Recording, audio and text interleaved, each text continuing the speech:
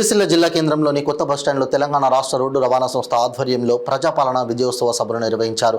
ఈ సందర్భంగా Sircilla depot manager ఏ ప్రకాష్ రావు మాట్లాడుతూ మహాలక్ష్మి పథకం మొదలైనప్పటి నుండి ఇప్పటి వరకు రాష్ట్ర వ్యాప్తంగా ఆర్టీసీ బస్సులలో దాదాపు 100 కోట్ల మంది మహిళలు ప్రయాణించారని అన్నారు. గతంతో పోల్చుకుంటే ఇప్పుడు ప్రతి ఆర్టీసీ డిపో లాభాలలో ఉన్నాయన్నారు. మహాలక్ష్మి పథకం ద్వారా బస్సు సౌకర్యాన్ని, ఉపాధి పనులు, ఉద్యోగాలు చేసుకుంటున్న మహిళలు ఈ ఉచిత బస్సు సౌకర్యాన్ని వినియోగించుకుంటున్నారని తెలిపారు. రాష్ట్ర ప్రభుత్వం చేపట్టిన ఈ పథకం ద్వారా మహిళలకు చాలా మేలు జరిగిందన్నారు. సిరిసిల్ల డిపోకు మహిళల ద్వారా నెలకు సుమారు 2 కోట్లు ఆదాయం వస్తుందని తెలిపారు. ఉమ్మడి కరీంనగర్ జిల్లా వ్యాప్తంగా ఒక నెలలో 80 లక్షల మంది మహిళలు ప్రయాణించారని అన్నారు. ఆర్టీసీ సంస్థను లాభాల బాటలోకి తీసుకువచ్చిన ప్రభుత్వానికి కృతజ్ఞతలు తెలిపారు.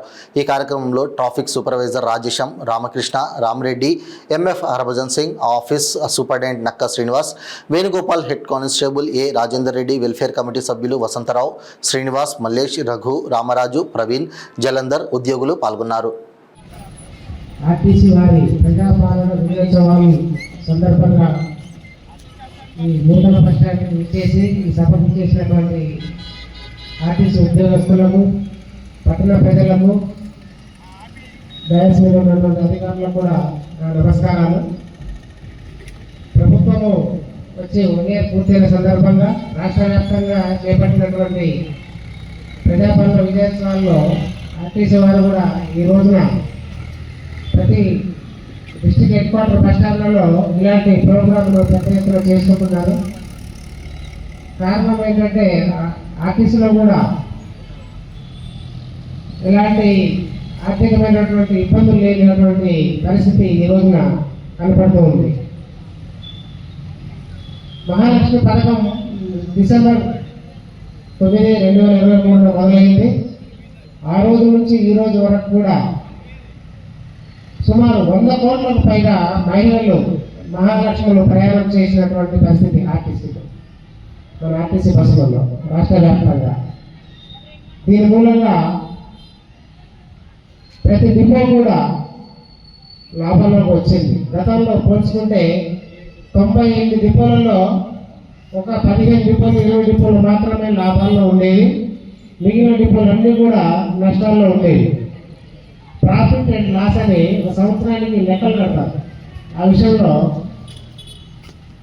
అని కేవలం 10 డిపోలు, 15 డిపోలు మాత్రం లాభాల్లో ఉండి సుమారు 80 డిపోలు నష్టాల్లో ఉన్న పరిస్థితి మహాలక్ష్మి పథకంకు ముందు.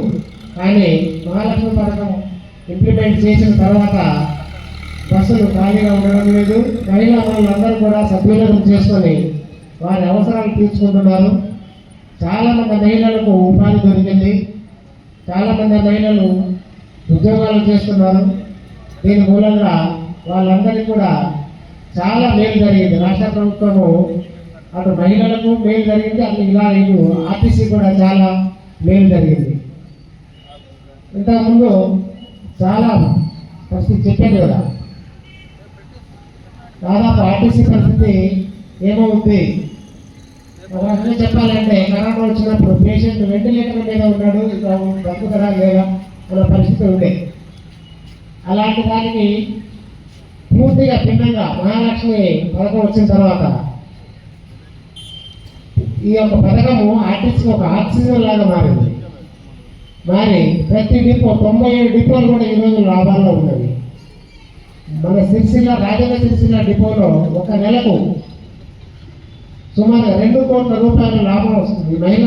మహిళల ద్వారా, ఈ ప్రయాణాల ద్వారా ఒక నెలకు గురించి చెప్తున్నా, ఒక నెలకు సుమారుగా 2 కోట్ల రూపాయల ఆదాయం లాభంగా వస్తుంది.